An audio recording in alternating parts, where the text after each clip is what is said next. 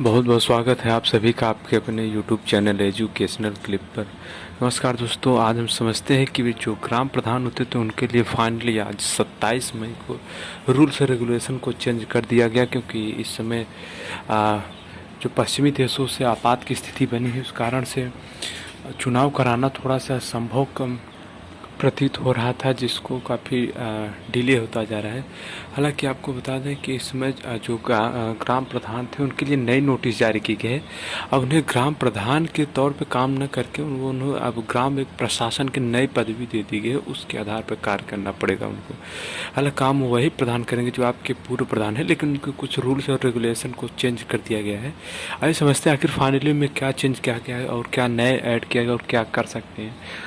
ग्राम प्रधानों को किस तरीके का नया अधिकार दिया गया है और क्या कौन से उनके पुराने अधिकार को समाप्त कर दिया गया है। सबसे पहले बात करते हैं तो ग्राम प्रधान जो मोहर स्टंप का उपयोग करते तो उन्हें सबसे बड़ी बदलाव देखा गया कि पहले क्या था जब उनके समय काल में। हालांकि आपको ये बता दें कि उनका कार्यकाल जो पुराने प्रधान थे वो आज या कल तो आज ही कल ये मतलब समाप्त होने का ये लास्ट डेट चल रहा था, तो फाइनली आज उसके लिए एक्सटेंड कर दिया गया। हालांकि अभी उनका कार्यकाल एक्सटेंड नहीं किया गया है, उसके बारे में कोई खबर नहीं है, लेकिन उनके लिए कुछ नोट्स जारी किए गए हैं जिनको हम आपको बताते हैं। ग्राम प्रधान के जो स्टंप होती थी मोहर, अब उस पर ग्राम प्रधान ना होकर ग्राम प्रशासक लिखा जाएगा। यदि आप अगर ग्राम प्रधान के पास किसी भी कारण या किसी भी कागजात में मोहर लगवाने जाएंगे तो उस पर आपको ग्राम प्रशासक अगर लिखा मिले तो आपको बिल्कुल उस पर घबराने की बात नहीं है। अगर आगे बात करें तो मतलब ये देखा जाए कि ग्राम प्रधान इस समय में क्या कर सकते, क्योंकि उनका कार्यकाल ये कार्यकाल के अतिरिक्त उनको प्रभार सौंपा जा रहा है, तो इस अतिरिक्त प्रभार में वो क्या काम कर सकते हैं समझते हैं। अब वो ये कर सकते हैं कि ग्राम प्रधान और जो सचिव मिलकर रोज़मर्रा जिस तरीके से पहले उनका कार्य चलता था उसको अभी एज इट इज़ उसको चालू कर सकते हैं, और जो पुराने फाइल जिस तरीके से होती थी उसको भी सेम उसी तरीके से इस समय भी चालू कर सकते। और अगर समझते हैं कि जो ग्राम प्रधान के तौर पर ग्राम प्रशासक की नियुक्ति पद उनको सौंपा जा रहा है, उस पद के तहत उनको किन किन अधिकारों से वंचित किया जा रहा है। जैसे इनमें से मेजरली 5 अधिकार बताए गए जिनमें ये ग्राम प्रशासक को अधिकार नहीं थे। हालांकि अगर इनको बहुत ज़रूरी होगा उस पर काम करना तो वो DPRO होते हैं जिनको जिला पंचायत राज अधिकारी बोलते हैं, उनसे उनको परमिशन लेना पड़ा। समझते कि कौन से कार्य नहीं कर सकते। सबसे पहले अगर कोई ग्राम सभा की जो सरकारी ज़मीनें होती हैं तो उसे पट्टा नहीं कर सकती, उनका पट्टा करने का अधिकार समाप्त हो गया है।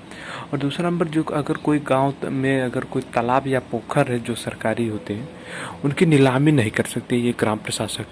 तीसरी बात है जैसे कोई भी मानदेय कर्मचारी होते थे उनकी नियुक्ति पे इनको बैन कर दिया गया। अब इस तरीके से किसी भी मानदेय कर्मचारियों की नियुक्ति ग्राम प्रधान नहीं कर सकते।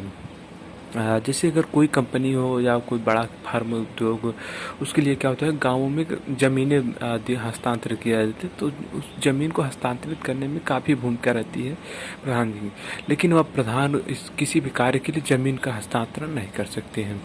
अगर हम बात करते कि अब ये ग्राम प्रधान की जो अभी हाल में सूचना मिल रही है उसके आधार पर इस साल तो ग्राम प्रधान का चुनाव करा पाना काफ़ी मुश्किल हो जाएगा। हालांकि हमने कई लोगों से बात किया तो उन्होंने कहा कि लगभग अब 2027 में जाएगी। कुछ गवर्नमेंट ने नोटिस भी निकाला है गवर्नमेंट के, उन्होंने कहा है बताया है कि अब अगले 2027 में लगभग वो जनवरी वगैरह में इसके ग्राम प्रधान चुनाव के लिए नोटिस जारी कर सकते हैं। हालांकि कुछ विचारकों का यह भी मत है कि 2027 में पहले जो ये विधानसभा चुनाव होता है उसके बाद ही ग्राम प्रधान के चुनाव का आयोजन किया जाएगा।